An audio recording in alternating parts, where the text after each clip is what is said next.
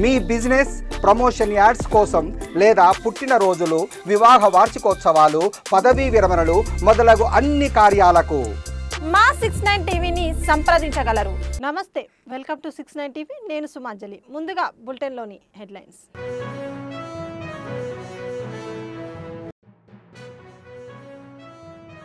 పండుగల రద్దీకి రైలు సదుపాయాలు భారీగా. దక్షిణ మధ్య రైల్వే జీఎం సంజయ్ కుమార్.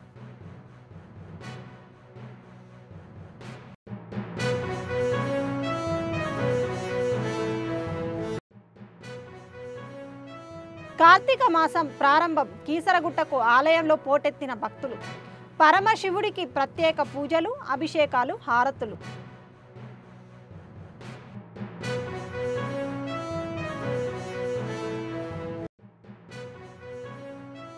ములుగు జిల్లాలో మావోయిస్టుల లొంగుబాటు కొనసాగుతుంది.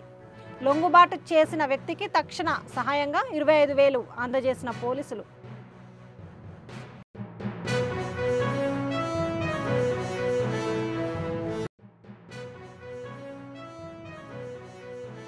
వైన్ షాప్ టెండర్లలో ఆంధ్ర వ్యాపారుల పెత్తనం కొనసాగుతుంది. బార్ అండ్ రెస్టారెంట్ అసోసియేషన్ ఆరోపణ.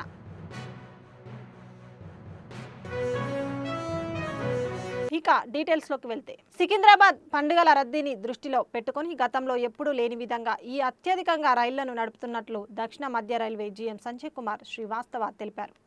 నేడు రైలు నిలయంలో ఏర్పాటు చేసిన సమావేశంలో ఆయన మాట్లాడుతూ, భారత రైల్వే దసరా, దీపావళి చాటుబంద్ను దృష్టిలో పెట్టుకొని 12,000 ప్రత్యేక రైళ్లను నడిపిందని, దక్షిణ మధ్య రైల్వే 973 రైళ్లను నడుపుతున్నట్లు తెలిపారు. దసరాకు ముందు 10 రోజుల నుండి దీపావళి రోజు నాటికి రెగ్యులర్ రైళ్లతో పాటు సుమారు 1000 రైళ్లను నడిపినట్లు పేర్కొంది. 50 సీసీటీవీ కెమెరాస్ ఉన్నాయి. అలాగే పెద్ద మొత్తంలో సికింద్రాబాద్లో కూడా సీసీటీవీ కెమెరాస్ ఉన్నాయి. ఈ సీసీటీవీ కెమెరా ఫీడ్ అంతా కూడా ఇక్కడ డివిజనల్ హెడ్ క్వార్టర్లో, రైల్ నిలయం అంటే హెడ్ క్వార్టర్లో కూడా వార్ రూమ్స్ని ఎస్టాబ్లిష్ చేసి 24/7 ఈ ఫెస్టివల్ రష్ని హ్యాండిల్ చేసేందుకు కూడా మానిటరింగ్ చేయడం జరుగుతుంది.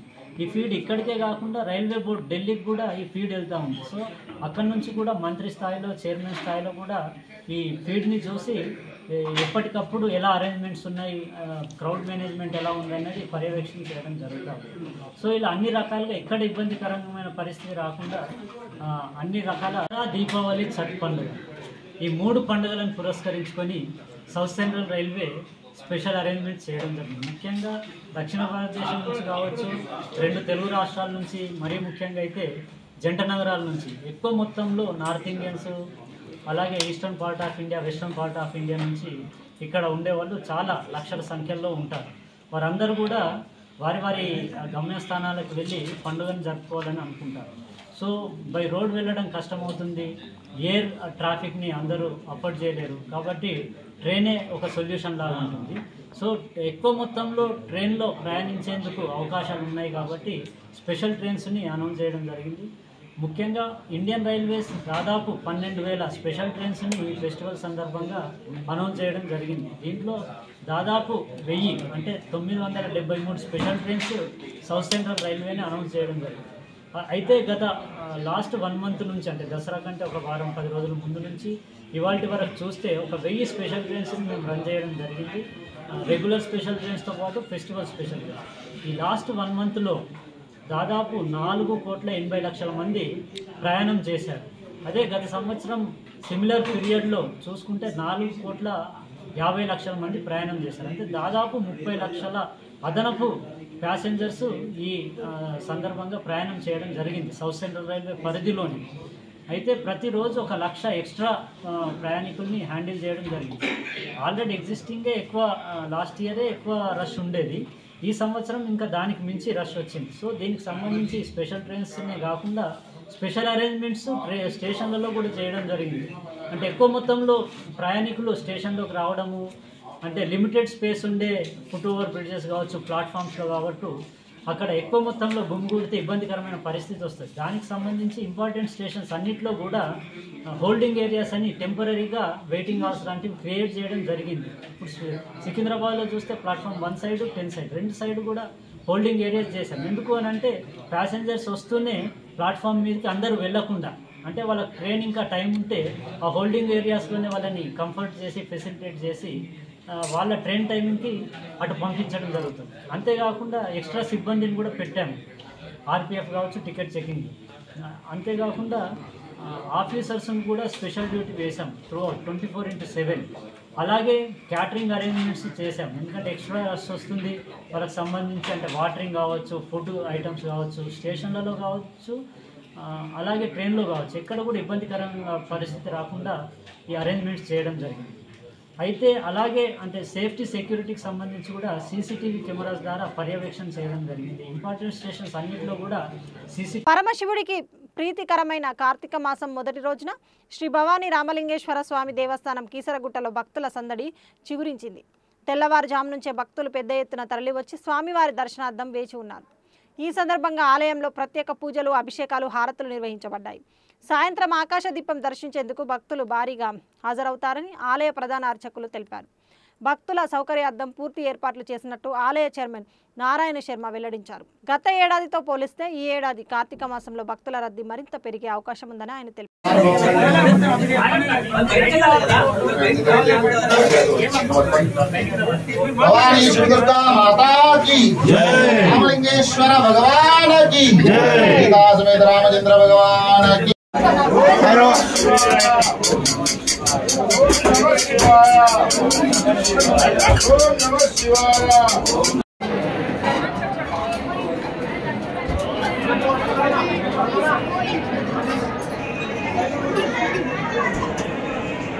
ములుగు జిల్లాలో నిషేధిత మావోయిస్టు పార్టీకి చెందిన 4 సభ్యులు పోలీసులకు లొంగిపోయారు.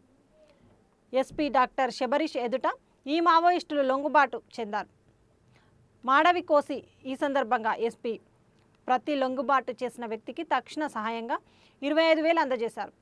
అజ్ఞాత జీవితం నుంచి బయటపడిన సమాజంలో విలీనం కావాలనే సంకల్పంతో లొంగుబాటు చేసుకున్న వారిని పోలీసులు ఆదరిస్తారని, వారి భద్రతకు పూర్తి హామీ ఇస్తామని ఎస్పీ శబరీష్ స్పష్టం చేశారు.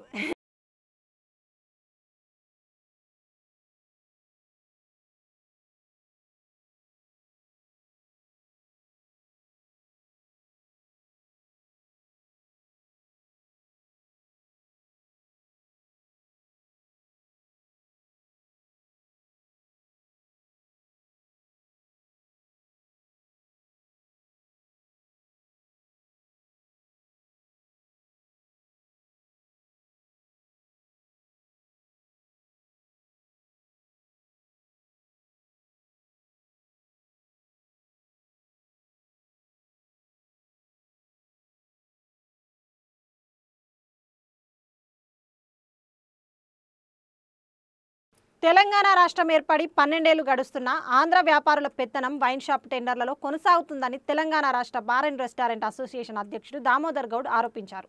ఎక్సైజ్ శాఖ అధికారులు కూడా వారికి సహకరిస్తున్నారని ఆయన విమర్శించారు. ఈ మేరకు హైదరాబాద్ నాంపల్లి అబ్కారీ భవన్ లోని ఎక్సైజ్ శాఖ కమిషనర్ను దామోదర్ గౌడ్ కలిసి సమస్యను వివరించారు. ఆంధ్ర సిండికేట్ వ్యాపారులు తెలంగాణ రాష్ట్రంలో చొరబడి అక్రమంగా వ్యాపారాలు చేస్తూ తెలంగాణ వ్యాపారుల పొట్టగొడుతున్నారని ఆయన మండిపడ్డారు. కూర్చోవడం జరుగుతుంది. మాకు అన్యాయం చేసిండ్రు. 18వ తారీఖు లాస్ట్ డేట్ అని చెప్పి మమ్మల్ని నమ్మించి ఇక్కడికి రమ్మన్నారు. 18వ తారీఖు డిక్లేర్ చేసిన తర్వాత మా దగ్గర ఉన్నటువంటి అప్లికేషన్స్ అన్ని మేము ఇవ్వడం జరిగింది.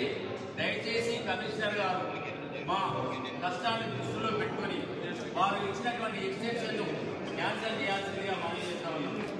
దయచేసి ఎందరో మంది కడుపు కట్టుకొని కష్టం చేసి కాయ కష్టం చేసి పుస్తక మట్టెలకు తెచ్చుకొని కుదబెట్టి డబ్బులు తెచ్చి ఇక్కడ మేము అప్లికేషన్ చేసిన ఒక అప్లికెంట్గా రిక్వెస్ట్ చేస్తా ఉన్నాం. Thank you. మా అప్లికేషన్లు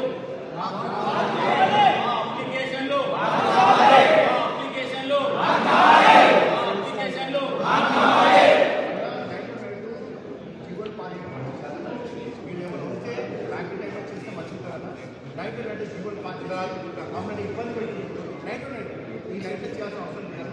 అది చేసి కూడా ఇంత ఘోరంగా మనం ఇబ్బంది అలా ఇంట్లో అందరం ఒకరొకరు ఎన్నో రకాల కష్టపడి మమ్మల్ని ఈ టైం దయచేసి ఇప్పుడు ఏదైతే వచ్చిందో ఇమ్మీడియట్గా క్యాన్సిల్ కానీ దేవుడిని కానీ కమిషనర్ కానీ ప్రెసిడెంట్ కానీ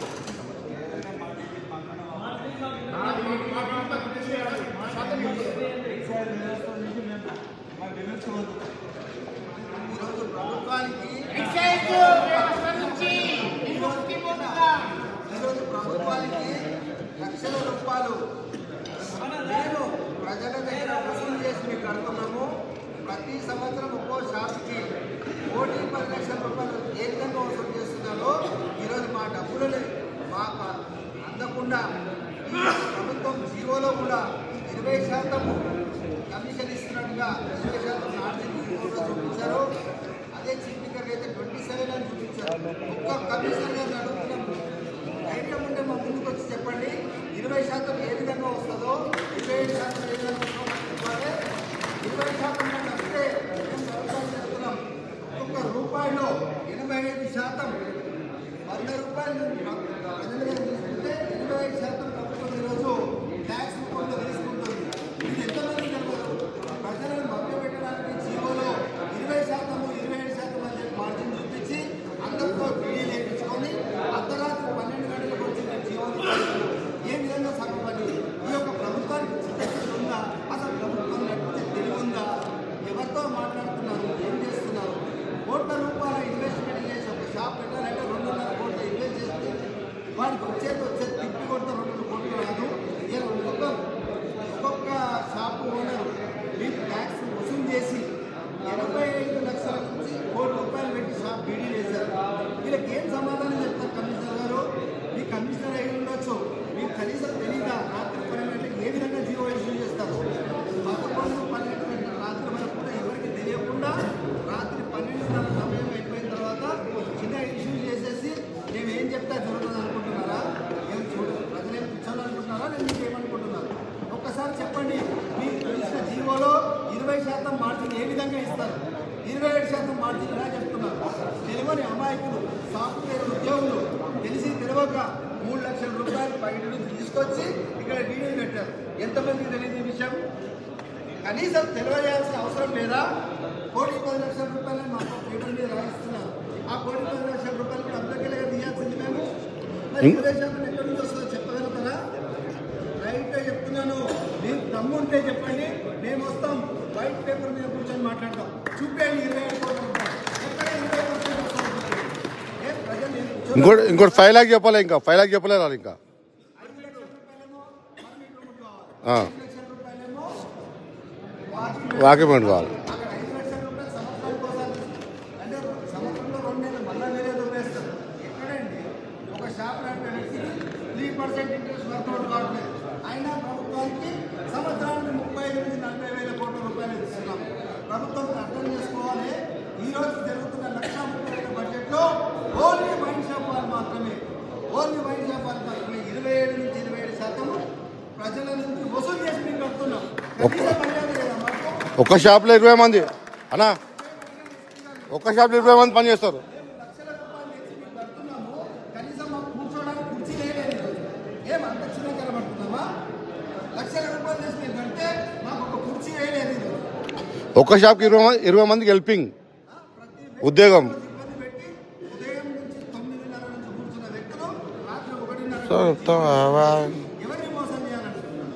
1:30కి అప్లికేషన్ తీసుకొని కూడా ప్రభుత్వాన్ని హెచ్చరిస్తున్నాం. మా రైతులకు అప్రోచ్ చేస్తారా? మా డీడీలు మాకు ఇస్తారు. మా డీడీలు మాకు ఇచ్చిన తర్వాత మేము మాట్లాడతాం. రమ్మని దగ్గర కూర్చుంటాం. ఏంటంటే చదువుకున్న పిల్లలు కూడా ఇబ్బంది పెట్టుకుంటాం. 5 గంటల వరకు అప్లికేషన్ క్లోజ్ అని చెప్పారు. మేము కూడా యాక్సెప్ట్ చేశాం. 5 అన్న తర్వాత లోపలికి వచ్చిన వాళ్ళకి తెలియలేదు.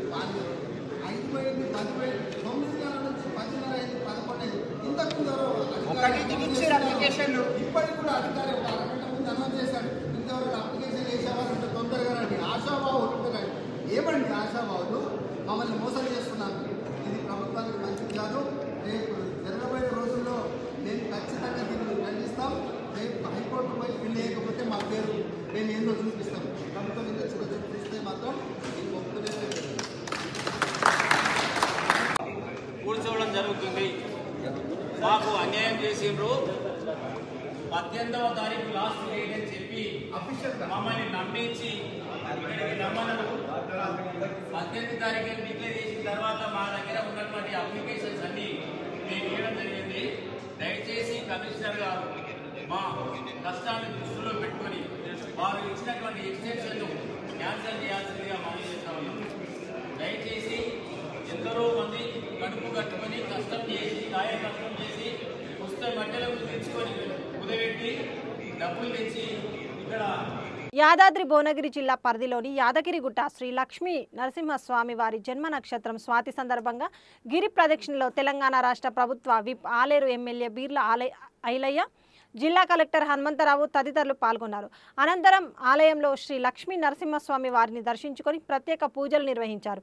ఆ తర్వాత ఆలయ అర్చకులు ఆశీర్వచనం చేయగా ఆలయ అధికారులు లడ్డు ప్రసాదాన్ని అందజేశారు.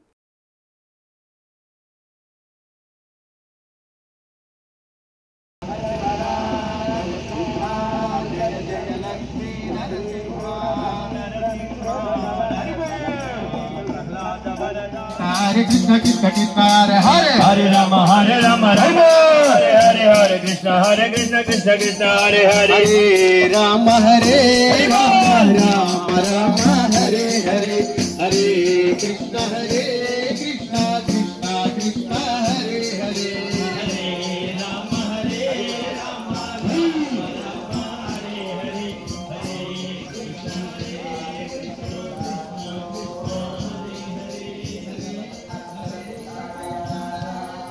Hare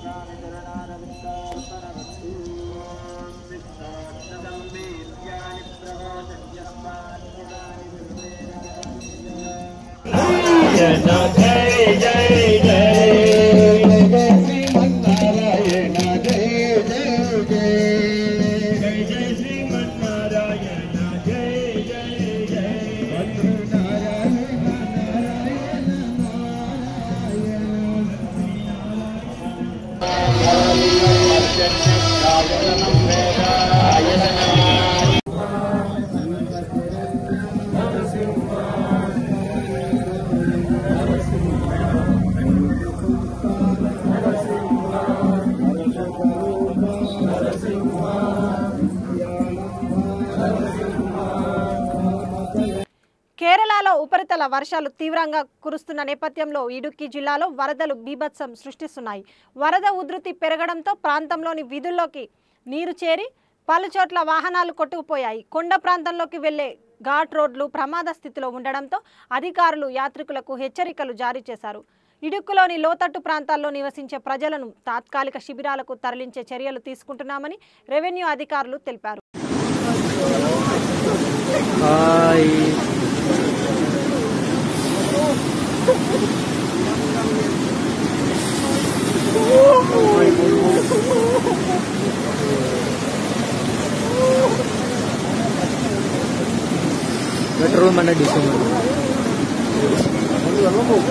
యూపీలోని మధుర సమీపంలో మంగళవారం రాత్రి ఘోర రైలు ప్రమాదం జరిగింది. ఢిల్లీ ఆగ్రా రైలు మార్గంలోని చౌముహాన్ ప్రాంతంలో బొగ్గుతో వెళ్తున్న ఒక గూడ్స్ రైలుకు చెందిన 2 బోగీలు పట్టాలు తప్పాయి.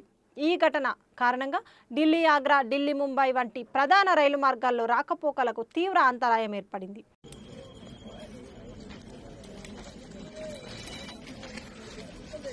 मदन बड़ी लाइट लाया तू तो अर्जी वाले भेजो पहले क्यों ना आयो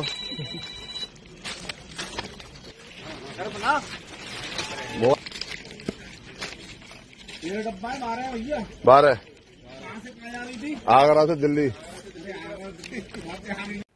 చిత్తూరు జిల్లా పలమనేరులో విధి నిర్వహణలో ఉన్న పోలీసుల పట్ల వైసీపీ నేత మాజీ ఎమ్మెల్యే వెంకటగౌడ్ దురుసుగా ప్రవర్తించారు. పలమనేరులోని ప్రైవేటు స్థలంలో అక్రమ నిర్మాణాలను తొలగించే ప్రయత్నం చేయగా యజమాని అడ్డుకున్నారు. ఘర్షణ వాతావరణం నెలకొనడంతో పోలీసులు అక్కడికి చేరుకున్నారు.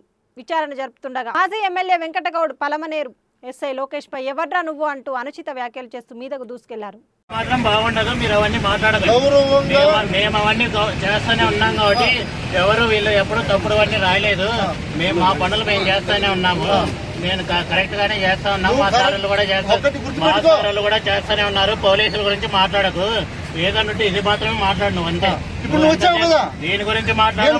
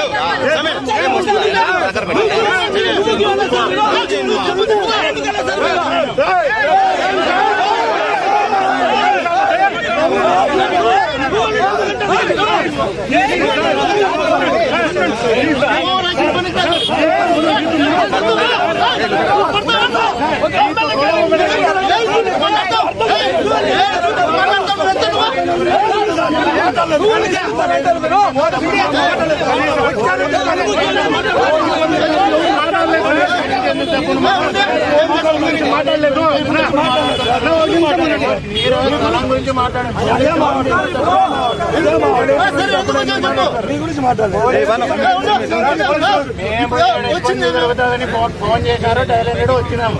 అది అందరికీ చెప్పాల్సిన పని లేదు. పోలీసుల గురించి మాట్లాడిన పని లేదు. స్థలం గురించి మాట్లాడదాం, దాని గురించి మాత్రం మాట్లాడితే బాగుంటుంది.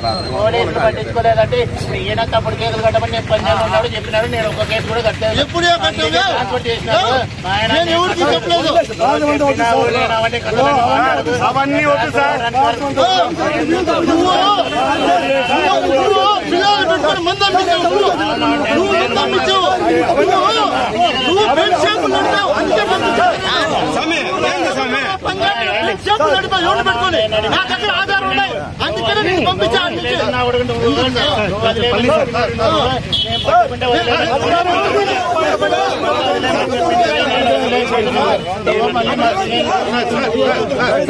స్థలం గురించి మాట్లాడండి. ఫోన్ చేయండి. అదే ల్యాండ్ ప్రాబ్లం వస్తే అయినా రారని అవన్నీ చెప్పాలి. మీరు ఈ రోజు ఏం ల్యాండ్ ఆర్డర్ ప్రాబ్లం ఉంది? ఏముంది ఇప్పుడు? పొలంనేరులో బాగానే ఉంది. పొలంనేరులో బాగానే ఉంది. ఇది ల్యాండ్ ఆర్డర్ ప్రాబ్లం ఏం కాదు. మున్సిపల్ కమిషన్ సంబంధించినది. సార్ చెప్తే మేము చర్యలు తీసుకుంటాం. నువ్వు అవన్నీ మాకు చెప్పాల్సిన పని లేదు. నువ్వు పొలం గురించి మాట్లాడు, పోలీసుల గురించి మాట్లాడుకొని పోలీసుల గురించి మాట్లాడు. ఏంది అంటే పోలీసుల గురించి మాట్లాడదని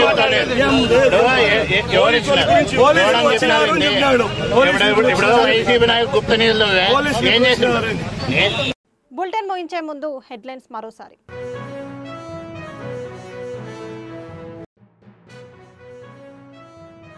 పండుగల రద్దీకి రైలు సదుపాయాలు భారీగా. దక్షిణ మధ్య రైల్వే జీఎం సంజయ్ కుమార్.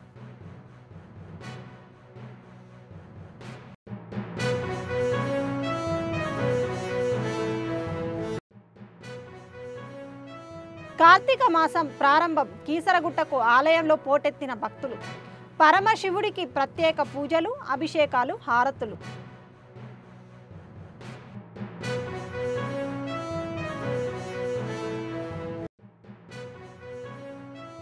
ములుగు జిల్లాలో మావోయిస్టుల లొంగుబాటు కొనసాగుతుంది. లొంగుబాటు చేసిన వ్యక్తికి తక్షణ సహాయంగా 25,000 అందజేసిన పోలీసులు.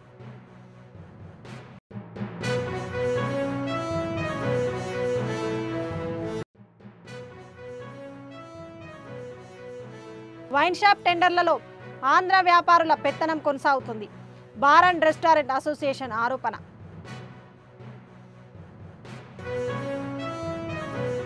ఇవి బులెటిన్ విశేషాలు. మరిన్ని అప్డేట్స్ కోసం చూస్తూనే ఉండండి 69 టీవీ న్యూస్. నేను సుమాంజలి, సైనింగ్ ఆఫ్. మీ బిజినెస్ ప్రమోషన్ యాడ్స్ కోసం లేదా పుట్టినరోజులు, వివాహ వార్షికోత్సవాలు, పదవీ విరమణలు మొదలగు అన్ని కార్యాలకు మా 69 టీవీని సంప్రదించగలరు.